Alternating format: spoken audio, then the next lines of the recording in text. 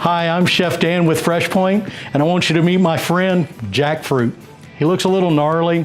It's a big piece of fruit. It's 45 pounds, grows on a tree in the tropics. That tree can produce 200 of these monsters a year. Just be careful when you're walking under it, because when they're ripe, they can literally fall off and knock you out. So how do you know when it's ripe?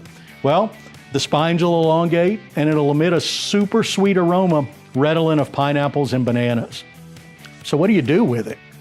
It's a great vegan meat substitute right now. Slow roasted or smoked, seasoned with a dry rub, finished with a barbecue sauce and served on a bun. It'll make even a die-hard carnivore like myself pretty happy.